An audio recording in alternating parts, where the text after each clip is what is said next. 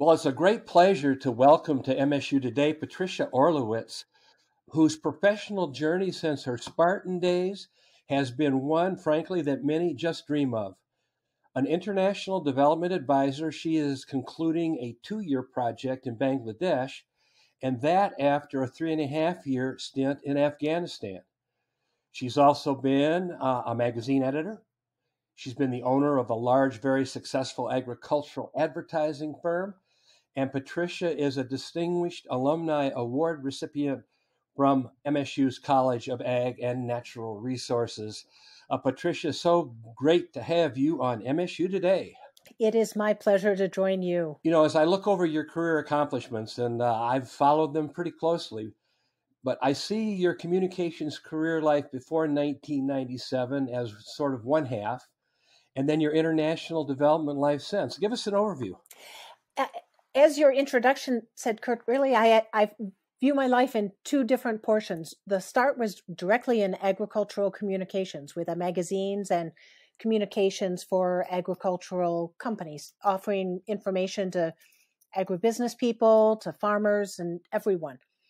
But then I've always believed in volunteering. So somewhere around 1996, I signed up with a volunteer organization that also did work overseas. And they were doing work in the post-Soviet Union. And around about January 1997, they offered me an opportunity to work in what's called international development in Moldova, which was one of the smaller of the Soviet republics.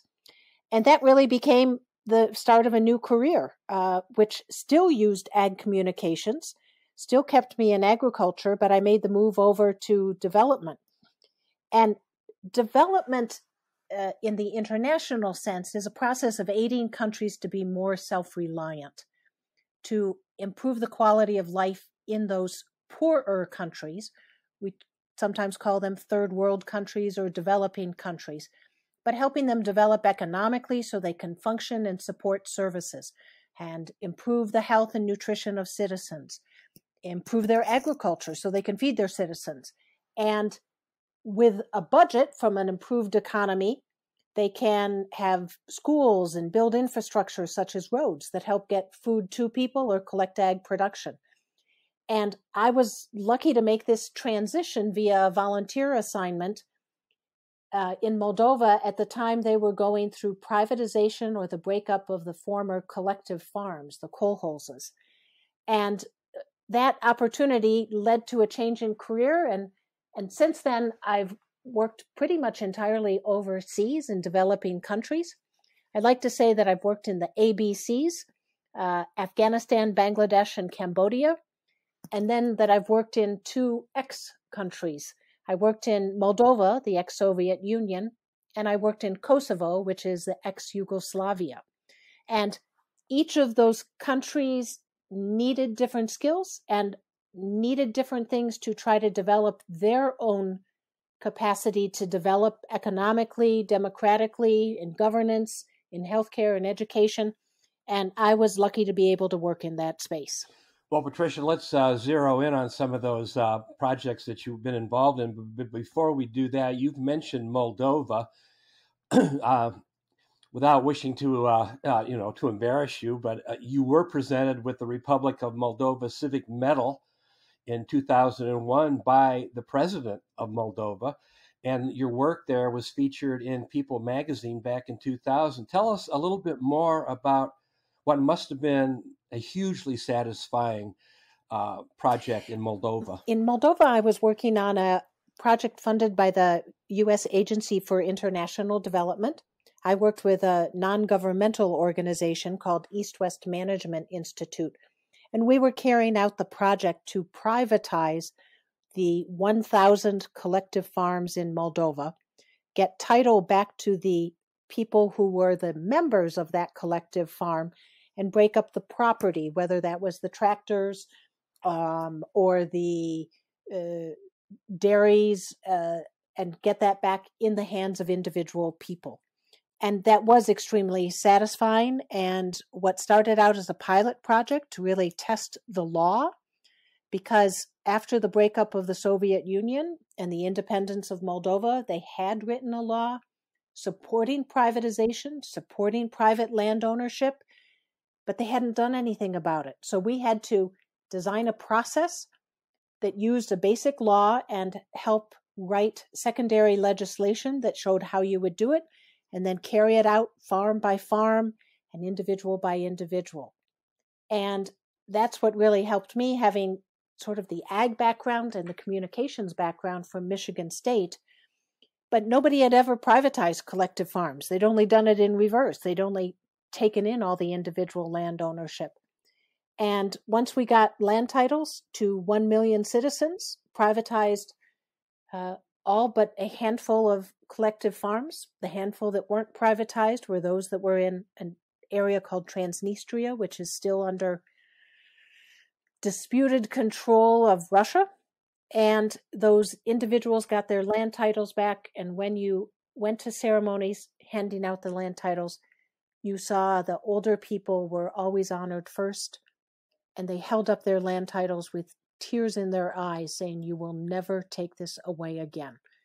And that's when you realized what land ownership means. Something we may take for granted here, but getting back your land, getting back a chance to be your own farmer and make your own decisions was a memorable things, because they remember turning in their land and being forced to turn in their land and their livestock to the collective farm.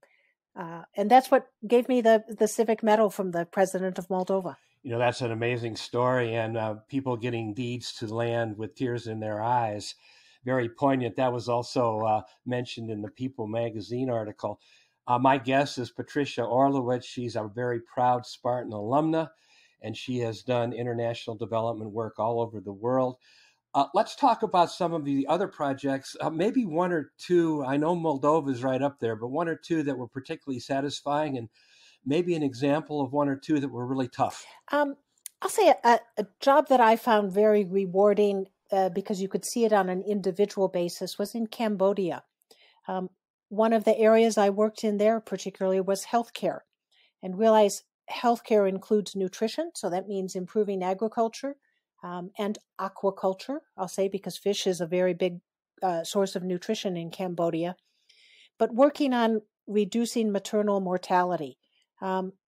Being pregnant in U.S. may be something people are very happy to hear, but if you're in many developing countries, finding out that you're pregnant can be very scary, because so many women die in childbirth. And in Cambodia, we reduced maternal mortality significantly and built up the local capacity of, whether it was skilled birth attendants, not quite a midwife, but at least they had the basic skills, building up skills at hospitals for complicated pregnancies, and then helping even village volunteers know enough to help motivate their neighbors in a small village to seek health care and seek prenatal care. And I think one experience in Cambodia that was most moving for me was an interview with a volunteer health worker. She's in a village. She's not paid, but her job is to spread the messages about proper health care, such as telling women to get to the local clinic, which might be several miles away, walking, for a prenatal visit. And when we asked her, "Why do you do this?" and her answer struck me. She said, "I have lost 7 children in birth. I don't want any other woman to go through that." And that's when you realize reducing maternal mortality, that's what it means. You're saving the mother, you're saving these children, and you're giving an opportunity for a country to really develop the best resource, which is its own people. And that really moved me quite a bit. You asked about a tough assignment. I will say everything is tough and rewarding at the same time. I did find Afghanistan difficult to work in, but also rewarding. The difficult situation is that your security situation was such that you had to move on a limited basis. And when we moved outside, I lived on a military base. You moved outside the base, You were traveling with the military, heavy security, so it means you don't get as much as the one-on-one engagement that you would in a normal situation. But I still managed to talk to people, and I still managed to get out and see our projects in action. At that time, I was working for USAID, and what I liked is that I was living and working with the military. I was on a military base, so I did get out a lot, but I also saw what the military were doing at the same time, and I understood how the balance of both the development side that I was doing, working with the basic citizens, worked well with the military, who were giving us the security that we needed and helping defeat terrorism in Afghanistan. So difficult and rewarding at the same time. We're featuring the incredible career of MSU alumna Patricia Orlowitz, an international development advisor who's done projects all over the world. Patricia, let's move from maybe the specific to some more general considerations about foreign assistance. First, let's start, since the show is MSU Today, the role of universities like Michigan State in some of these projects, maybe not necessarily those that you were involved in, but in general. Michigan State and, many or if not most of the land-grant universities and other universities in the U.S. are quite active working internationally. As a student, of course, I remember seeing that just in terms of my fellow students at that time in the 70s. I remember Iranian students in my classroom. I had a Brazilian dorm mate. It was great seeing that mix. MSU internationally, for example, is working in different countries. In Cambodia, I was very fortunate to have the opportunity to develop a evaluation of a program that we were doing. And an MSU professor developed the evaluation protocol. Dr. Suvedi, I think, is a superb evaluator, but more than that, he's an in-touch international expert. So when he's out there working, he's not only doing the evaluation, but he's talking to people and getting more ideas. So in this case, MSU became part of an evaluation that not only did an evaluation, but also taught the Cambodians, officials in different departments, how to do their own evaluations so that in the future they could evaluate their projects, their work, their assistance, and determine, was it giving them the results they wanted?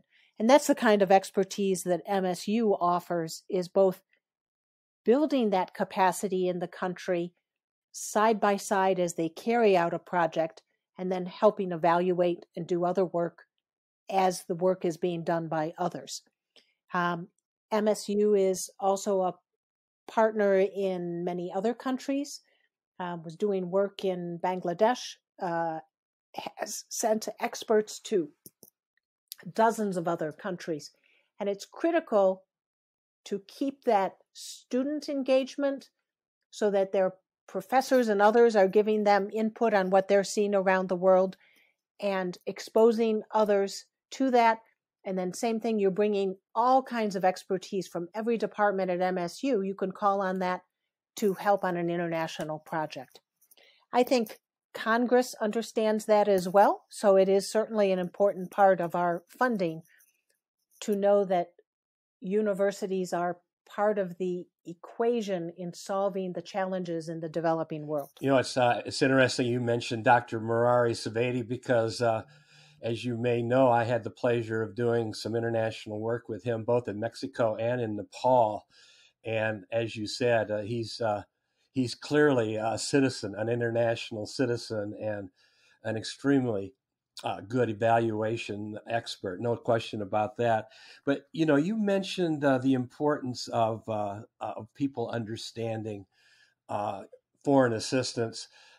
As you well know, a lot of people across the political spectrum question the efficacy and the amount that we spend on foreign assistance. What is it that folks should keep in mind when considering this question? When we look at foreign assistance and sort of foreign policy in general, we say there are three branches of government, three arms that carry out our U.S. national security policy. And I'll say this is security. The three legs to our national security stool, so to speak, are diplomacy, that's the State Department, defense, that's our armed services, and development, and that's USAID and people like me and people like the MSU students and professors that are working in international development. At any given time, one of these three branches are doing what you need in foreign policy and national security to try to ensure a more stable world. Sometimes the tool you need to use is just diplomacy, is just good communications and a lot of negotiations, whether it's on trade agreements or anything else. Sometimes the situation has gotten bad that it is going to be defense. And other times it's going to be a combination that uses all three, and development will be part of that. That's what I saw in Afghanistan. The best combination to me of foreign policy and national security was using all three tools. So in Afghanistan, defense was engaged. They were certainly fighting to defeat the Taliban. You had diplomacy engaging, whether it was building relationships with government and helping strengthen the region's connections, and development, where I was working to, for example, introduce trade linkages that had fallen apart between Afghanistan and India.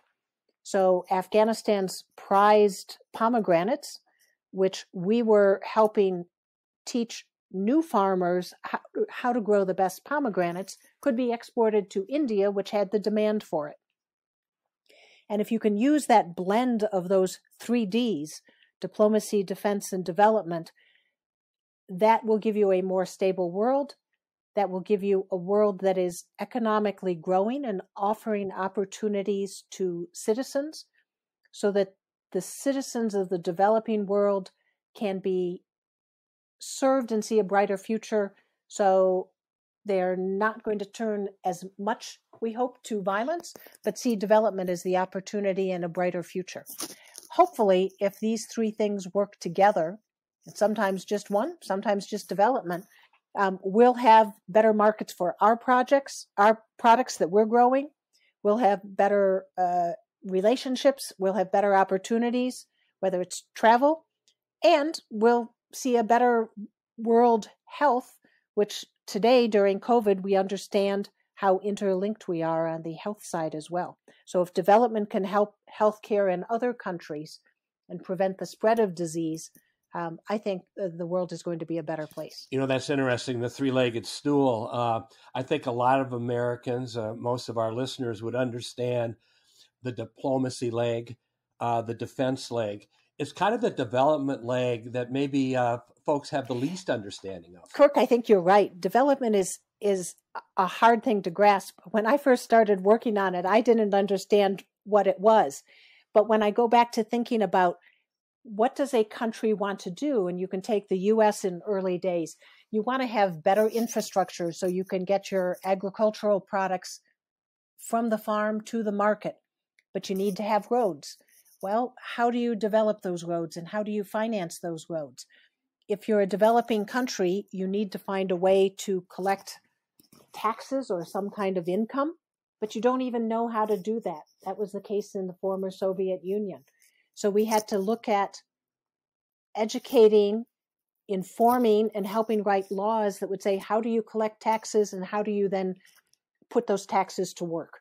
And it may be customs and duties that you're imposing as well, anything that you can do to collect a budget.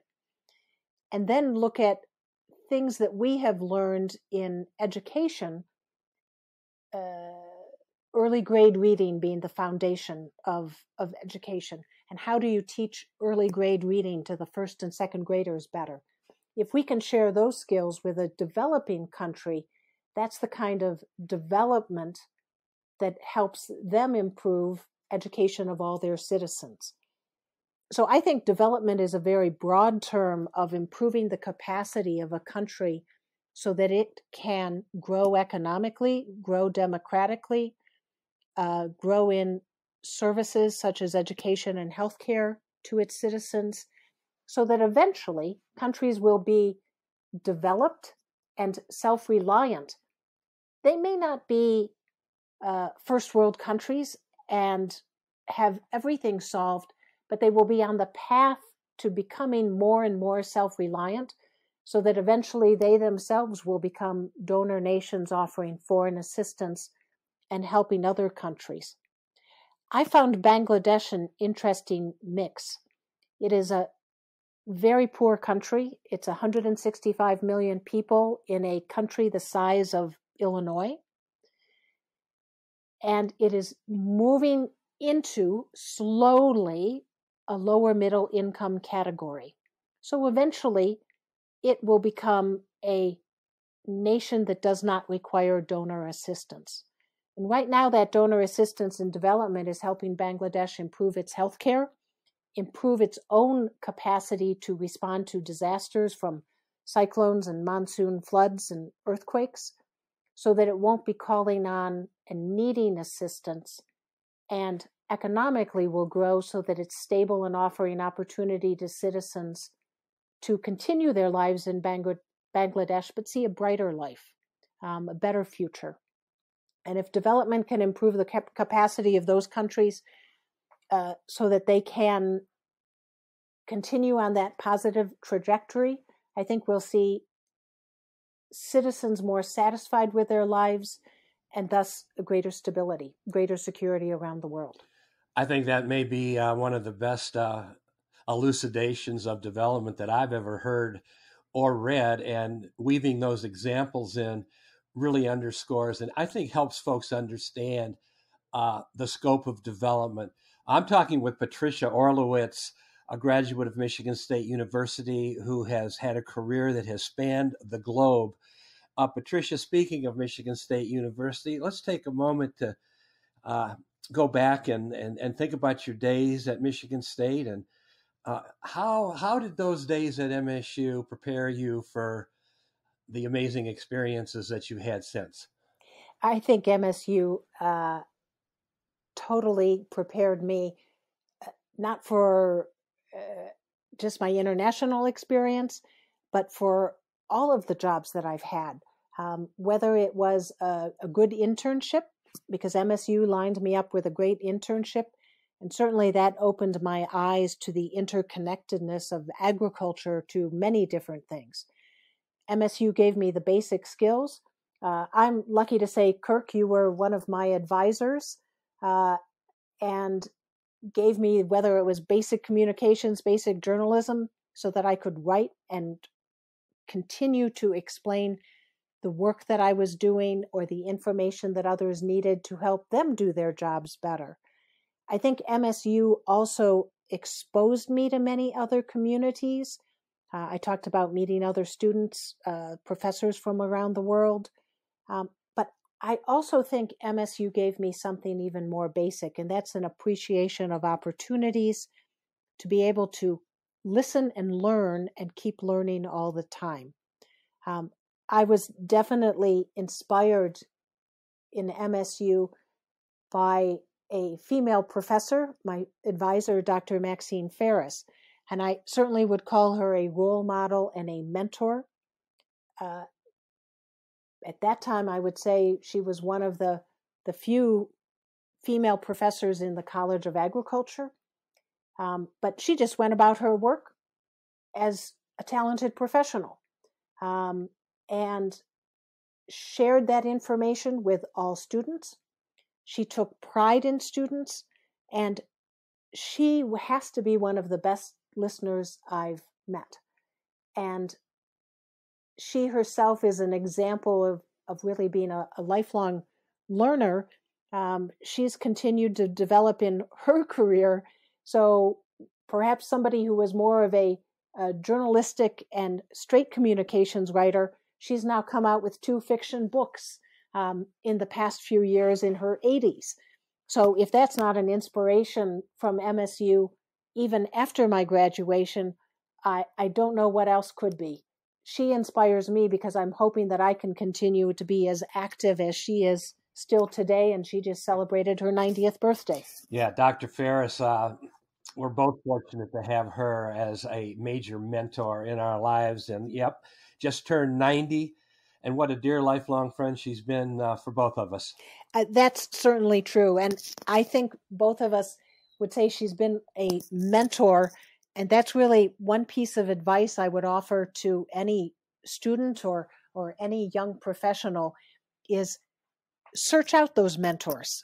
And that doesn't mean you have to ask somebody to be a mentor. And I put that in quotes, but look at those people and listen to those people and ask questions and see what they do and ask if you can spend just a few times, whether it's after a class, and say, how did you develop your listening skill? Or how can I be a better listener? Or how can I be a better leader like you? Or mimic those examples that you see in people you would call mentors. And that certainly is something that any student should think about. And I was just very lucky to have Dr. Maxine Ferris as a mentor as well. I think Maxine also shows a trait that MSU emphasizes, and that's volunteering and engaging. I think it's the land-grant philosophy of outreach, and you certainly see that at MSU. So I know I benefited as a student by being active in many different organizations.